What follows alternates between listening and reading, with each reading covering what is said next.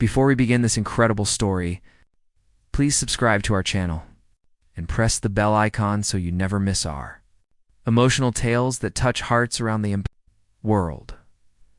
The morning sun cast long shadows across the cobblestone courtyard of Buckingham Palace as security guard Thomas Mitchell began his routine inspection of the royal vehicles. He had worked at the palace for 15 years, and nothing ever surprised him anymore. Or so he thought. Thomas was a man of precision, someone who took his duties seriously, checking every detail with careful attention. The royal family depended on people like him to maintain their safety and security. As Thomas approached Queen Camilla's personal car, sleek black sedan parked near the west entrance, something caught his eye. A small leather pouch had slipped from beneath the driver's seat, partially visible in the early morning light. His training kicked in immediately. Any unknown item in a royal vehicle required investigation.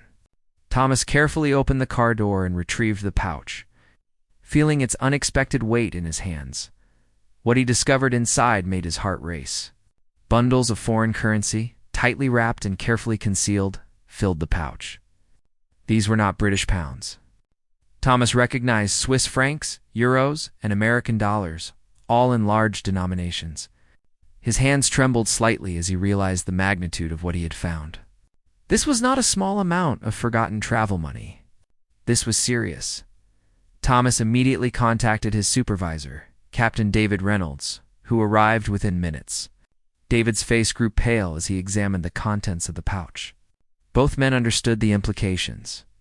Foreign currency in such quantities, hidden in a royal vehicle, violated numerous protocols and potentially several laws.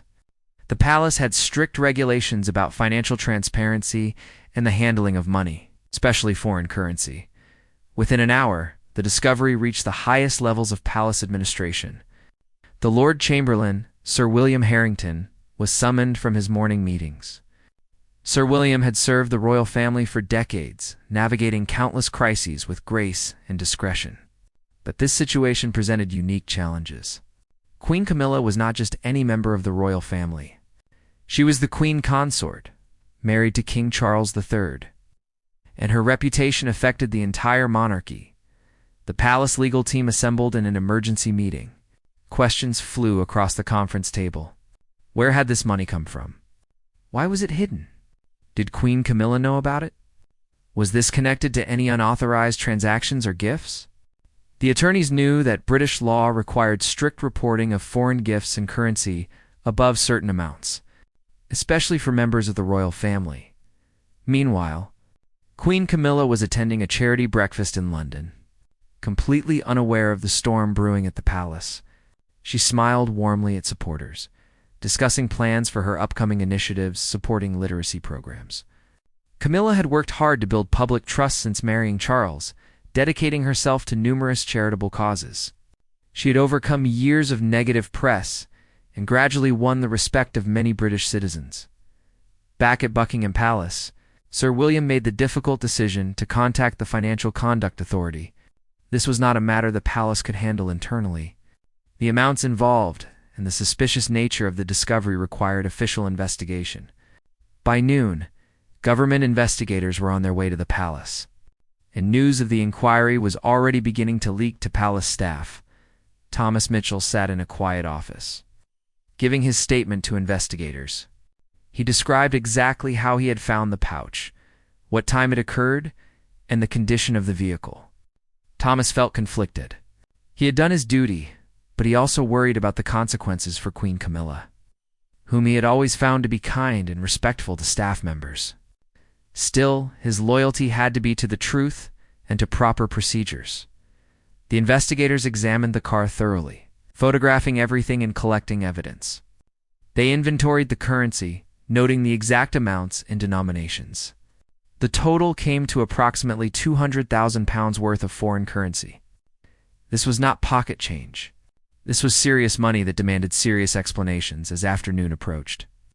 Palace officials knew they could not delay informing Queen Camilla any longer.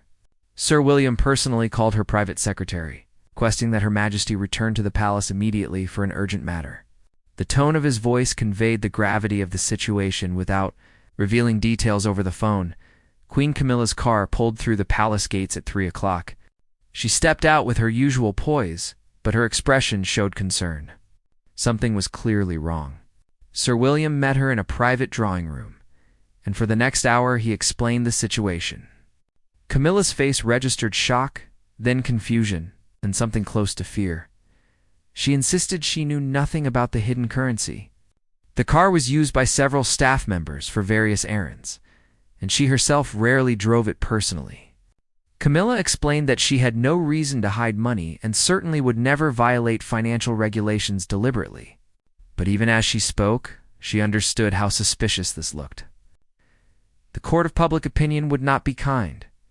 News of the inquiry reached the media by early evening.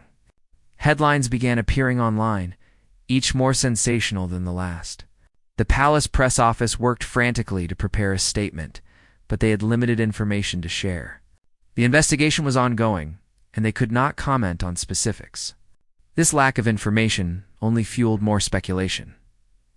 King Charles was informed while attending a reception in Scotland. His face remained composed, but those close to him could see the tension in his jaw. His wife was facing serious allegations, and there was nothing he could do except let the investigation proceed. The monarchy had survived scandals before, but each new crisis tested public faith in the institution as night fell over London. Queen Camilla sat in her private apartments, her mind racing through possibilities. Who had placed that money in her car? Why? Was someone trying to frame her? Or had a staff member made a terrible mistake? The questions multiplied, but answers remained elusive. Tomorrow would bring more investigators, more questions, and undoubtedly more media coverage. The second day of the investigation began with Queen Camilla sitting across from two senior investigators in a formal palace conference room. Detective Chief Inspector Margaret Foster and financial investigator Robert Chen had conducted countless high-profile cases. But investigating a queen consort presented unique pressures. They needed to be thorough, yet respectful, firm yet diplomatic. Margaret Foster opened her notebook and began with basic questions. When had Queen Camilla last personally used the vehicle? Who else had access to it? Had she received any unusual gifts or payments recently? Camilla answered each question carefully, her voice steady despite the stress she felt. She explained that the car was primarily used by her private secretary and occasionally by other trusted staff members for official errands. The investigators then showed her photographs of the leather pouch and its contents. Camilla examined them closely, shaking her head.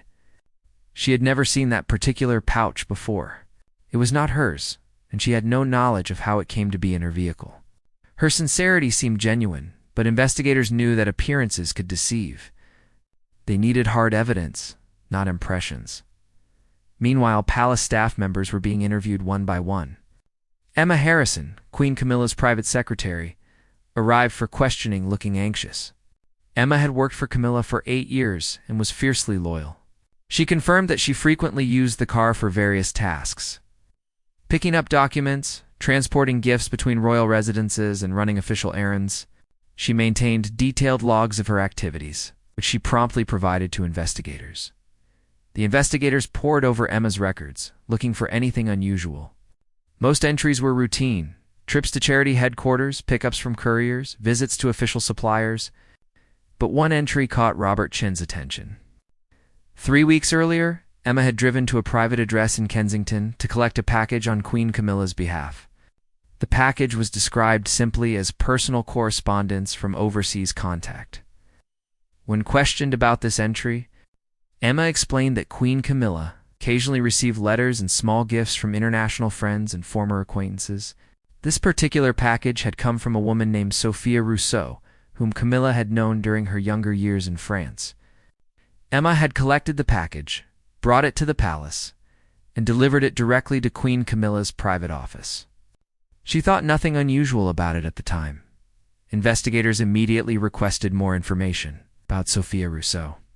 Palace records showed that she had visited England twice in the past year, both times meeting privately with Queen Camilla.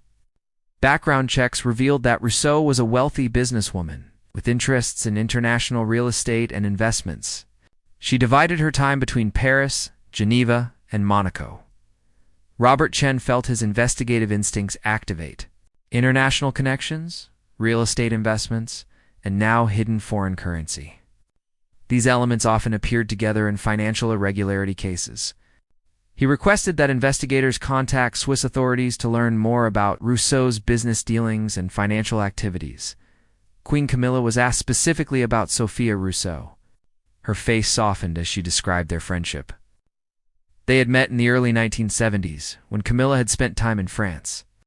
Sophia had been kind to her during a difficult period, and they had maintained occasional contact over the decades. Recently, they had reconnected, meeting for tea during Sophia's London visits. Camilla insisted their relationship was purely personal, based on old friendship and shared memories. However, when investigators asked about the package Emma had collected, Camilla's expression changed. She remembered receiving it, but had not opened it immediately. It had contained a handwritten letter from Sophia and what Camilla thought was a book of photographs from their youth. She had set it aside, intending to look through it properly when she had more time. But with her busy schedule, she had forgotten about it. The investigators asked to see the package and its contents. Camilla led them to her private study, where she kept personal items. She searched through a cabinet where she typically placed letters and packages waiting to be properly reviewed. After several minutes of searching, her face grew concerned. The package was not there. She distinctly remembered placing it in that cabinet, but now it had disappeared. This development changed everything. A missing package, unexplained foreign currency, and an international connection created a troubling pattern. Margaret Foster requested a complete search of Queen Camilla's private apartments, conducted with discretion but thoroughness. Palace staff worked alongside investigators, checking every drawer, cabinet, and storage space. The search yielded no package, but it did produce another discovery. In a small side table in Camilla's sitting room, investigators found a business card for a private banking firm in Geneva. The card had a handwritten note on the back with an account number and the words as discussed. For your discretion, the handwriting matched samples of Sophia Rousseau's writing that investigators had obtained. Queen Camilla stared at the card in disbelief. She had never seen it before. She had never discussed any Geneva bank accounts with Sophia or anyone else. She had no secret accounts and no hidden money. Someone was clearly setting her up, but who and why? The evidence mounting against her looked increasingly damning, yet she knew she was innocent. King Charles arrived at Buckingham Palace that evening, cutting short his Scottish engagements. He met privately with investigators, his protective instincts toward his wife evident in every word. He vouched for Camilla's character and integrity, explaining that she had always been scrupulously honest about financial matters. He authorized full cooperation with the investigation and requested only that it be conducted swiftly and fairly. The Palace press office released a brief statement confirming that Queen Camilla was cooperating fully with an ongoing inquiry into financial irregularities. The statement emphasized that no conclusions had been reached and that the Queen Consort maintained her innocence. This carefully worded announcement did little to calm public speculation. Social media exploded with theories, accusations, and debates about royal privilege and accountability. Television news programs devoted entire segments to the scandal. Royal commentators analyzed every detail, some defending Camilla, while others suggested this confirmed long-standing suspicions about her character. Public opinion divided sharply. Many people felt sympathy for the Queen, believing she was being unfairly targeted. Others argued that the evidence suggested serious wrongdoing that required consequences. That night, Camilla barely slept. She lay awake, replaying every interaction with Sophia Rousseau in her mind. Had she missed warning signs? Had her old friend used their renewed connection for some unknown purpose? Or was Sophia herself being manipulated by someone else?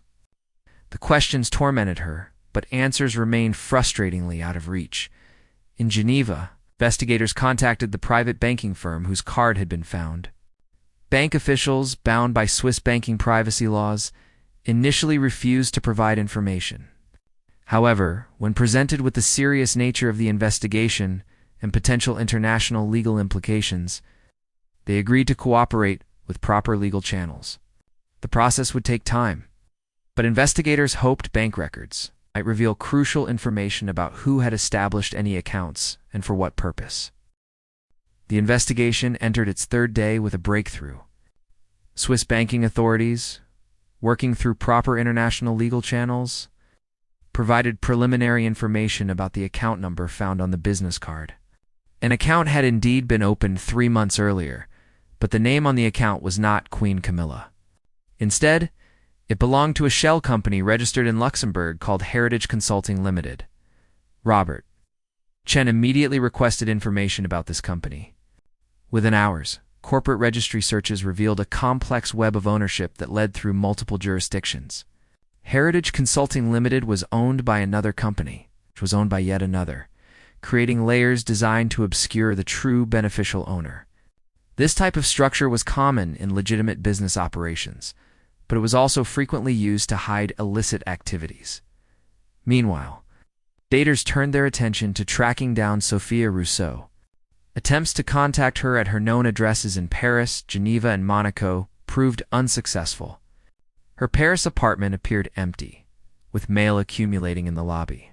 Her phone numbers went straight to voicemail. It seemed that Sophia had vanished exactly when investigators needed to question her most urgently. This disappearance raised immediate red flags. Margaret Foster contacted Interpol, requesting assistance in locating Rousseau for questioning. She also requested that border agencies be alerted in case Rousseau attempted to leave Europe. The investigators now suspected that Rousseau might be more than just an old friend reconnecting with Queen Camilla. She might be a sophisticated operator who had deliberately cultivated the relationship for criminal purposes. Queen Camilla provided investigators with all her correspondence from Sophia, including letters, emails, and text messages. The communications review team analyzed every word, looking for hidden meanings or coded language. Most messages appeared innocuous, discussing memories of their youth, commenting on current events, and arranging their team meetings. However, investigators noticed that Sophia frequently steered conversations toward Camilla's official duties, travel schedule, and access to various palace locations. One email exchange particularly interested investigators. Sophia had written asking if Camilla ever needed assistance with international charitable donations or connections with European philanthropists. Camilla had politely declined, explaining that the palace had established procedures for such matters. But the question itself suggested that Sophia might have been testing whether Camilla could be drawn into questionable financial arrangements. The investigation expanded to examine all recent visitors to Buckingham Palace who had connections to Sophia Rousseau.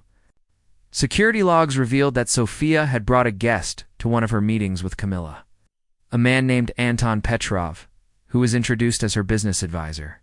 Petrov had waited in a public area while Sophia met privately with the Queen, but he had been present in the palace for approximately 40 minutes.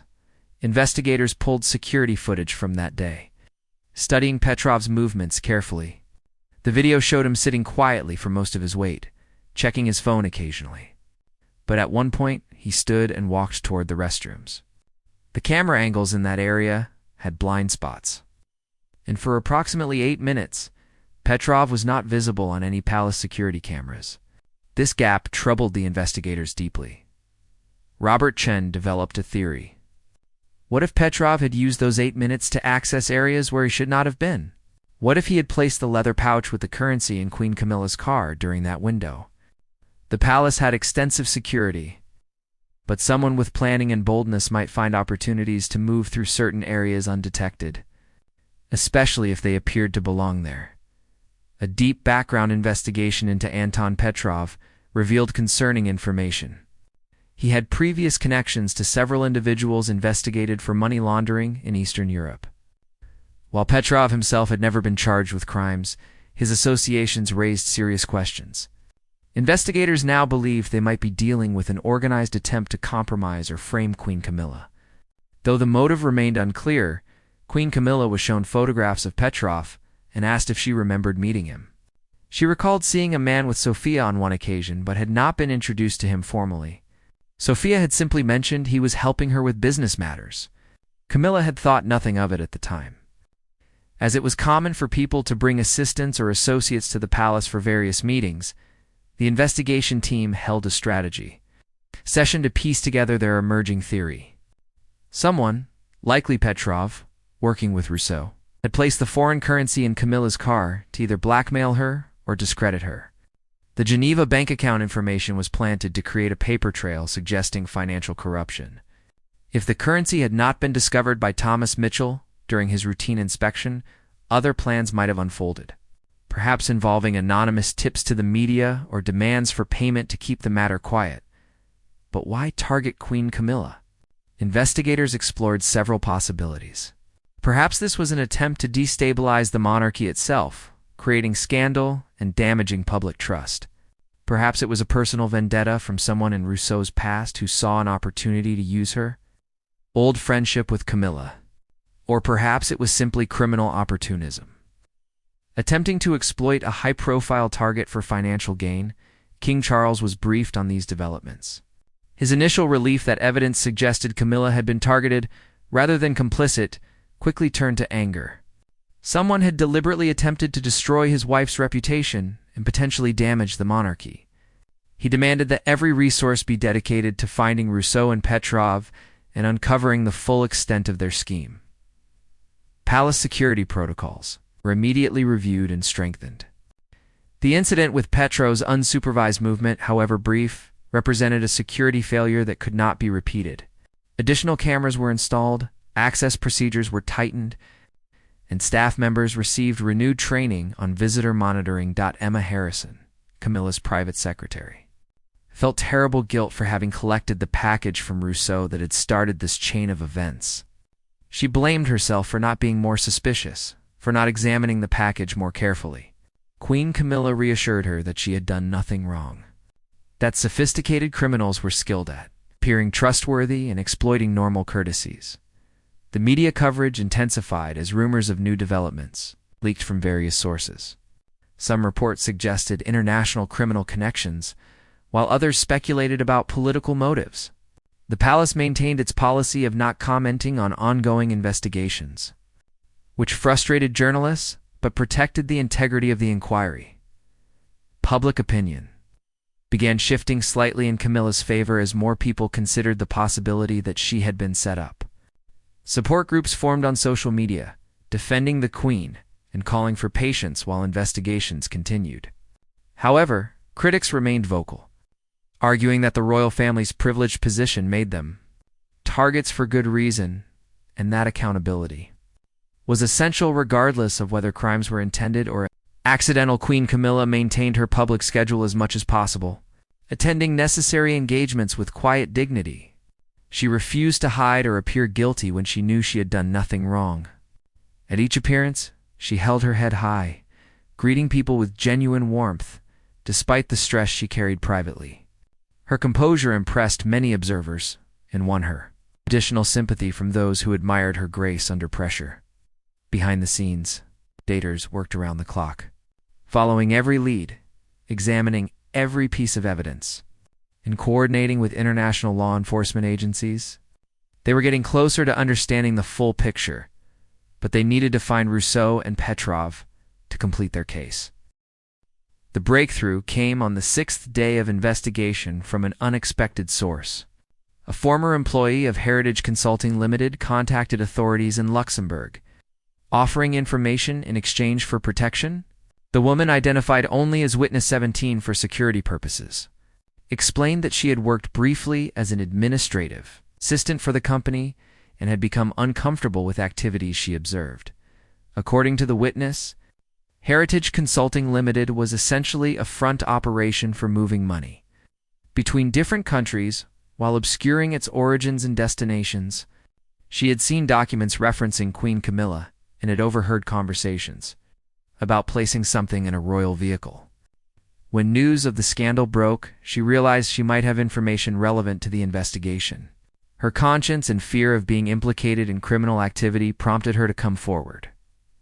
Margaret Foster and Robert Chen flew to Luxembourg immediately to interview the witness in person. The woman provided detailed information about the company's operations, including names of other employees, records of transactions, and descriptions of meetings she had attended. Most importantly, she confirmed that Anton Petrov was a central figure in the operation, and that Sophia Rousseau had met with him multiple times at the company's offices. The witness explained that she had heard Petrov and Rousseau discussing how to create a scandal that would damage Queen Camilla's reputation without directly harming her physically. They wanted something that would generate media attention and public distrust, potentially making the Queen vulnerable to manipulation or blackmail. The foreign currency was intended to be discovered, but not immediately. They had planned for it to be found during a more public moment, perhaps during an official event. Maximizing embarrassment. Thomas Mitchell's early morning discovery had actually disrupted their timing. The security guard's diligence had uncovered the planted evidence before Petrov and Rousseau could execute the next phase of their plan, which apparently involved anonymous tips to journalists. The unexpected early discovery had forced them to abandon their scheme and disappear before they could be identified. Investigators now had enough evidence to secure international arrest warrants for both Petrov and Rousseau. Interpol distributed alerts to law enforcement agencies across Europe and beyond. Meanwhile, financial investigators began tracing the money found in Queen Camilla's car. Analysis of the serial numbers and currency markers revealed that the cash had been withdrawn from various banks across Switzerland and France over a period of several weeks. The question of motive still puzzled investigators. Why specifically target Queen Camilla? Further investigation into Petrov's background revealed a possible answer. Years earlier, Petrov had been involved in a business dispute with a British property developer who had connections to King Charles. The dispute had ended badly for Petrov, costing him significant money and reputation. While this seemed a thin motive for such an elaborate scheme, investigators knew that grudges and resentment could fuel surprisingly complex revenge plots. Sophia Rousseau's involvement appeared to be primarily financial. Evidence suggested that Petrov had paid her substantial sums to renew her friendship with Camilla and provide access to the palace. Rousseau, facing her own financial difficulties despite her wealthy appearance, had apparently accepted this arrangement. Her betrayal of their old friendship for money added a particularly painful dimension to the case for Queen Camilla. Queen Camilla learned these details during a private briefing with investigators. Hearing that Sophia had deliberately manipulated their friendship hurt deeply. Camilla had genuinely valued reconnecting with someone from her past, someone who had known her before titles and public scrutiny. To learn it had all been calculated, deception felt like a personal violation beyond the legal aspects of the case. King Charles sat beside his wife during the briefing, holding her hand as she processed this betrayal. He expressed fury at those who had targeted Camilla, but also profound sadness at the cruelty humans could inflict on one another. The investigators assured them that the evidence now clearly established Queen Camilla's innocence and that the full truth would soon be made public. The palace legal team prepared a comprehensive statement detailing the investigation's findings. They needed to clear Queen Camilla's name definitively while respecting the ongoing criminal investigation into Petrov and Rousseau. The statement would explain that the Queen had been the victim of a deliberate criminal conspiracy designed to damage her reputation and potentially enable blackmail or manipulation before releasing the statement.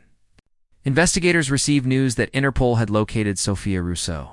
She had been found in a small coastal town in Portugal, apparently preparing to board a private yacht that would take her beyond easy reach of European authorities. Portuguese police detained her pending extradition proceedings.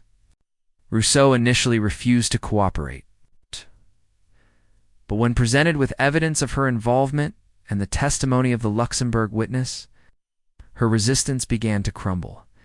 Anton Petrov proved more elusive.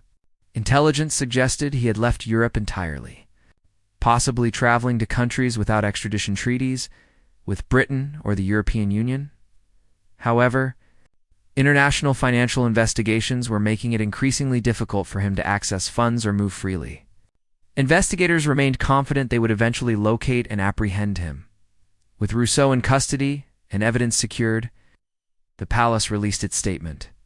The announcement made headlines around the world, definitively clearing Queen Camilla of any wrongdoing and explaining that she had been the victim of an elaborate criminal conspiracy. The statement thanked investigators for their thorough work and the witness, who had bravely come forward with crucial information. Public reaction was swift and largely sympathetic. Many people who had rushed to judge Queen Camilla now expressed remorse for doubting her. Social media filled with messages of support and apologies. Others reflected on how quickly accusations could damage reputations, even for those later proven innocent. The incident sparked broader discussions about media responsibility, rush to judgment, and the presumption of innocence. Queen Camilla addressed the nation in a brief, televised statement. She spoke with quiet dignity about the ordeal, thanking investigators, palace staff, and especially the security guard whose diligence had uncovered the plot. She acknowledged the pain of betrayal by someone she had considered a friend, but expressed forgiveness and understanding. She also spoke about the importance of truth, patience, and fairness in all situations, urging people not to rush to judgment about others based on incomplete information. Her grace and composure during the crisis earned widespread admiration. Many observers noted that she had faced an extremely difficult situation with remarkable strength and dignity. Support for the Queen grew significantly, with approval ratings rising as people appreciated how she had handled the pressure and scrutiny without complaint or self-pity.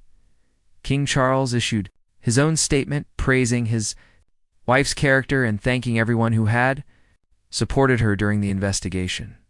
He also announced that palace security procedures were being comprehensively reviewed, upgraded to prevent similar incidents in future.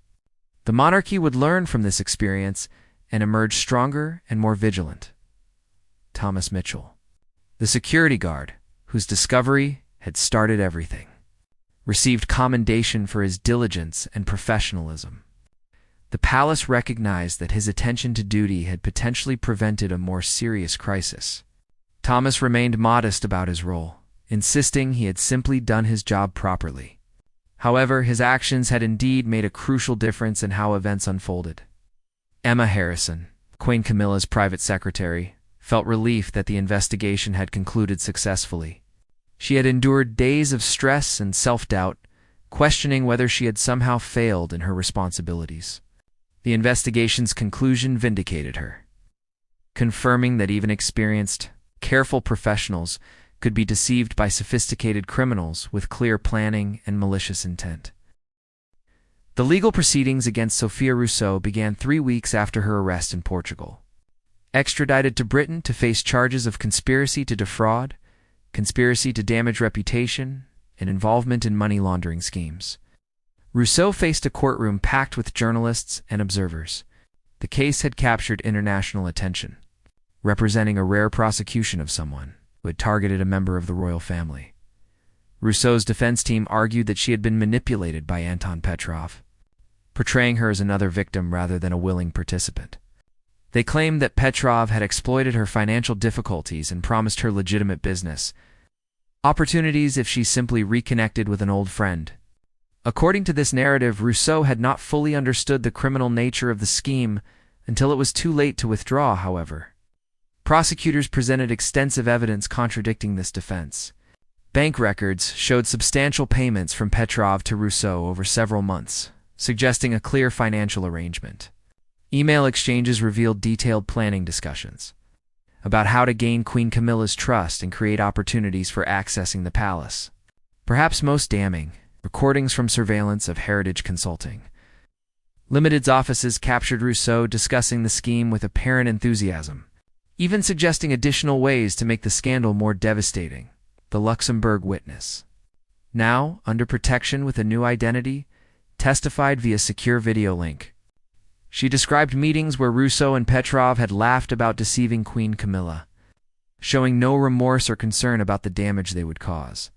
The witness's testimony was compelling and detailed, providing context for documents and evidence that prosecutors had gathered. Queen Camilla was not required to testify in person, but she did provide a victim impact statement that was read in court. In it, she described the emotional toll of the betrayal, the stress of the investigation, and the pain of having a friendship she had valued revealed as calculated manipulation. She also wrote about how the incident had affected palace staff, particularly those who felt responsible for security failures or who had been questioned during the investigation. The statement impressed many observers with its combination of honesty about her pain and lack of vindictiveness toward Rousseau. Camilla expressed hope that Rousseau would receive appropriate consequences, but also acknowledged that people sometimes make terrible choices when facing their own struggles. This compassionate perspective, even toward someone who had tried to destroy her reputation, resonated with the public and media. The trial lasted 2 weeks, with prosecutors systematically presenting evidence of the conspiracy. They explained how Petrov had designed the scheme, how Rousseau had executed her role, and how the plot had been intended to unfold. They demonstrated that the foreign currency was carefully chosen and placed to suggest corruption involving international transactions. And they showed how the Geneva bank account had been established specifically to create a false trail implicating Queen Camilla. When the jury retired to deliberate, observers debated possible outcomes. The evidence against Rousseau appeared overwhelming, but juries could be unpredictable. Some legal experts suggested that her defense of being manipulated by Petrov might generate enough sympathy to reduce her culpability. Others argued that her extensive participation in planning the scheme made claims of victimhood unconvincing. The jury returned after 2 days of deliberation with guilty verdicts on all charges. Rousseau showed little emotion as the verdicts were read, maintaining the composed facade she had displayed throughout the trial. However, observers close to the defendant's table reported seeing her hands trembling slightly as she gripped the edge of the table for support. Sentencing was scheduled for 2 weeks later, giving the judge time to consider appropriate punishment. The crimes were serious, targeting not just an individual, but potentially the stability of the monarchy itself. However, Rousseau had no previous criminal record, and some argued that the absence of actual financial loss to Queen Camilla should be considered as a mitigating factor while awaiting sentencing. Investigators continued pursuing Anton Petrov. International cooperation had revealed that he was moving between countries in Southeast Asia, staying ahead of authorities who were working to freeze his assets and secure his arrest. Petrov had extensive experience evading law enforcement and had built networks that helped him disappear when necessary. However, his resources were gradually being depleted.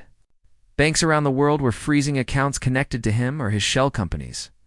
Business partners were distancing themselves to avoid investigation. Countries that might have offered him safe haven were becoming less willing to protect someone involved in such a high-profile case. Investigators remained patient, knowing that time and persistence eventually worked in their favor. Queen Camilla gradually returned to her normal schedule, though the experience had changed her. She became more cautious about new friendships, more aware of how people might seek to exploit royal connections.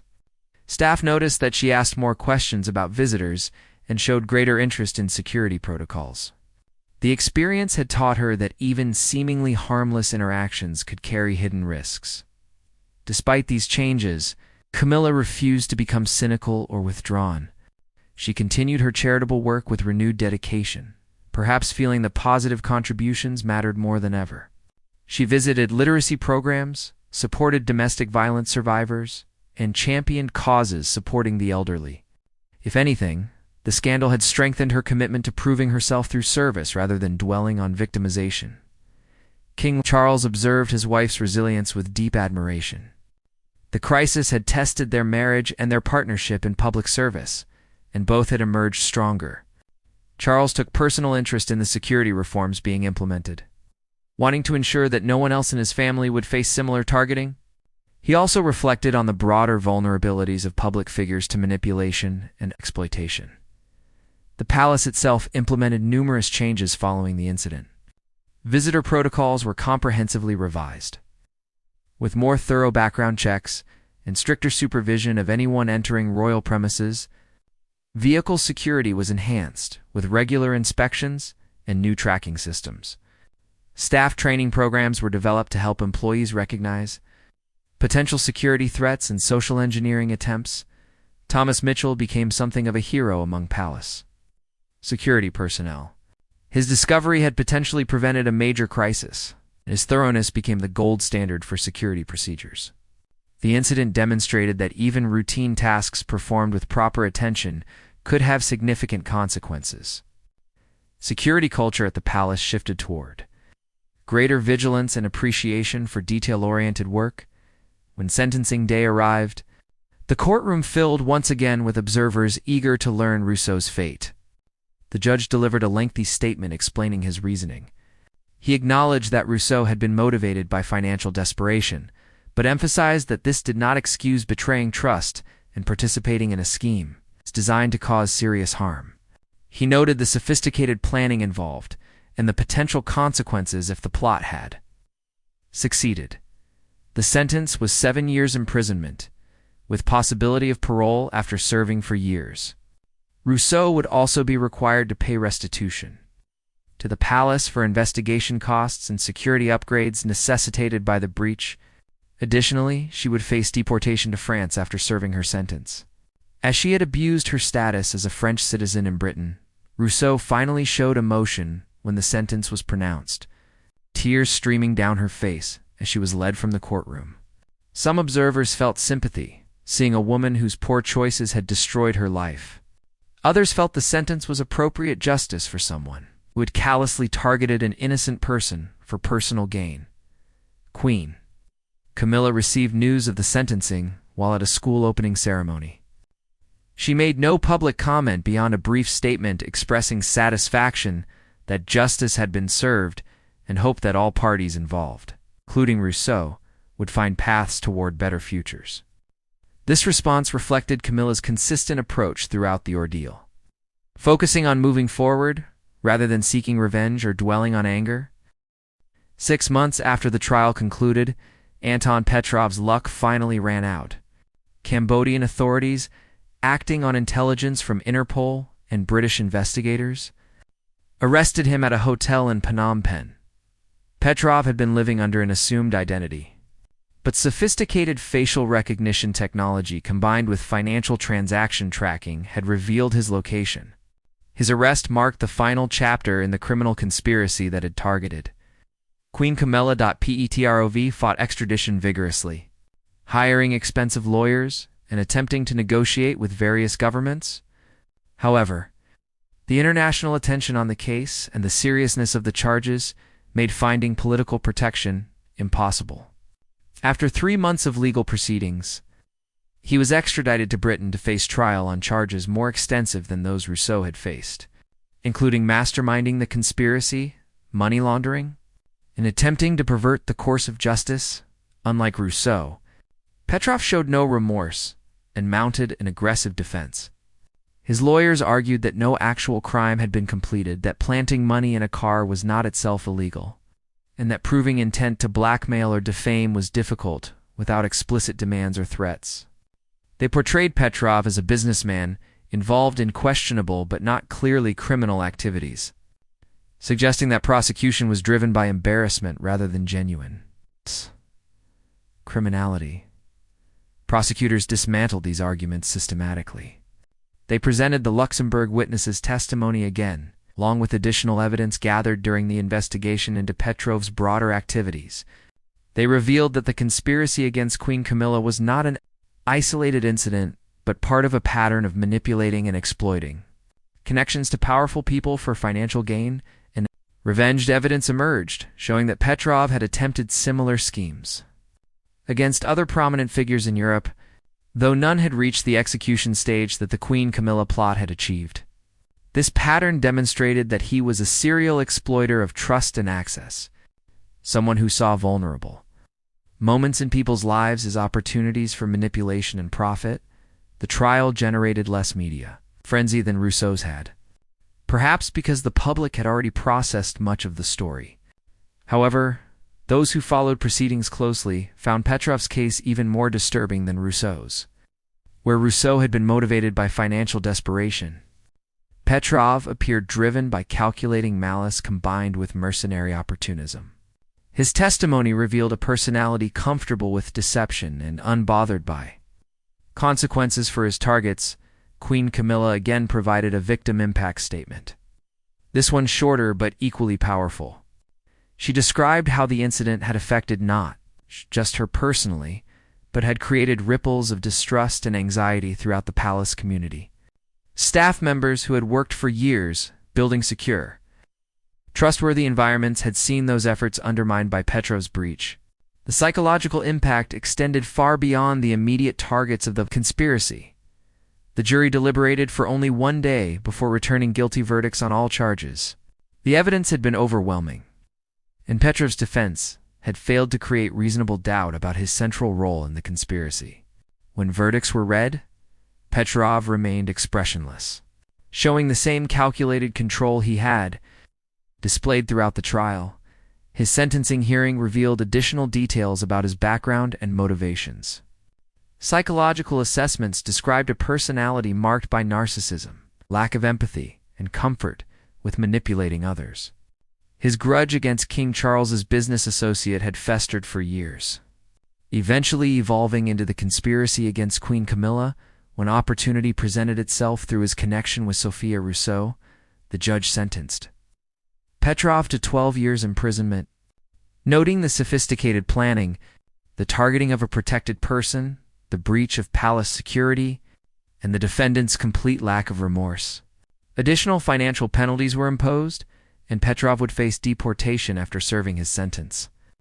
The judge's statement emphasized that targeting public figures with conspiracy and deception struck at foundations of civil society and could not be tolerated. With both conspirators convicted and imprisoned, Queen Camilla could finally consider the ordeal truly behind her.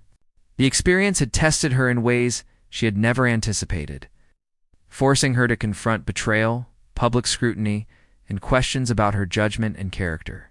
She had emerged from these trials with her reputation intact and in many ways enhanced by how she had handled the crisis. Public perception of Queen Camilla had shifted markedly.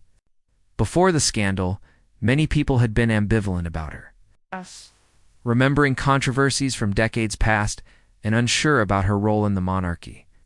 The crisis and her dignified response had changed minds. People saw her as someone who could face adversity with grace, who could forgive those who wronged her, and who remained committed to service despite personal attacks. King Charles reflected on the episode during a private anniversary dinner with Camilla. He told her that while he would never wish such an experience on anyone, he admired how she had transformed a malicious attack into an opportunity to demonstrate her character. The crisis had, paradoxically, strengthened public support for her and for the monarchy in general by showing that even royal figures could be vulnerable and that they handled vulnerability with dignity. The palace security reforms implemented after the incident became models for other royal households and high security institutions worldwide. The combination of technological improvements, procedural changes, and cultural shifts toward greater vigilance created a security environment that balanced openness with protection. Thomas Mitchell was promoted and now trained new security personnel, using the incident as a case study in why routine diligence matters. Emma Harrison continued as Queen Camilla's private secretary, their working relationships strengthened by having survived the crisis together. Emma had learned important lessons about vetting contacts and maintaining appropriate professional distance even in apparently friendly interactions. She shared these insights with other palace staff, helping create a more security-conscious culture without sacrificing the warmth and hospitality for which the royal family was known. Sophia Rousseau, serving her sentence in a British prison, eventually expressed genuine remorse for her actions. Prison counseling helped her confront the choices she had made and the harm she had caused. She wrote a letter to Queen Camilla, apologizing for the betrayal of their friendship and the damage she had caused. Camilla never responded directly, but she did allow word to reach Rousseau that she held no personal animosity, in hope that prison time would lead to positive changes. Anton Petrov showed no such evolution. He remained bitter and unrepentant throughout his imprisonment. Viewing himself as a victim of an unjust system protecting privileged elites, his attitude ensured that he would serve his full sentence without consideration for early release. When eventually deported, he would return to a life dramatically reduced from the wealth and influence he had once enjoyed. The incident became a teaching moment in various contexts. Law schools studied it as an example of conspiracy law and international criminal cooperation. Security training programs analyzed the breach and response. Psychology courses examined the personality types involved and the dynamics of manipulation and betrayal. The case entered public consciousness as a cautionary tale about trust, verification, and the lengths some people would go to harm others. For Queen Camilla personally, most profound impact was a deepened appreciation for genuine relationships and authentic service. She valued more than ever the people who had stood by her without question, particularly King Charles, who had never wavered in his support. She also gained new respect for the investigators' security personnel and palace staff whose professionalism had revealed truth and protected the monarchy. Years later, when asked about the incident in interviews, Queen Camilla spoke about it with perspective and even occasional humor. She noted that everyone faces tests in life, and hers had simply been more public than most. She emphasized that surviving difficult experiences required resilience, support from loved ones, and commitment to truth. She encouraged people facing their own challenges to maintain integrity and faith that justice eventually prevails. The conspiracy against Queen Camilla ultimately failed not because of dramatic heroics or lucky breaks, but because of ordinary people doing their jobs properly. Thomas Mitchell's routine inspection, investigators' methodical work, the Luxembourg witness's conscience, and Camilla's consistent character all combined to reveal truth. The episode demonstrated that integrity, persistence, and professionalism matter more than cleverness or deception in the long term. The story concluded with Queen Camilla hosting a private reception for everyone involved in resolving the crisis. Investigators, security personnel, legal teams, and palace staff gathered for an evening of appreciation and reflection. Camilla personally thanked each person, acknowledging their specific contributions. The event was not about celebrating a victory over enemies, but about honoring the people whose dedication to duty and truth had protected both an individual and an institution. As guests departed that evening, Queen Camilla stood with King Charles at the palace entrance, waving farewell. The ordeal that had threatened to destroy her reputation had instead strengthened her position and demonstrated values of patience, forgiveness, and grace under pressure.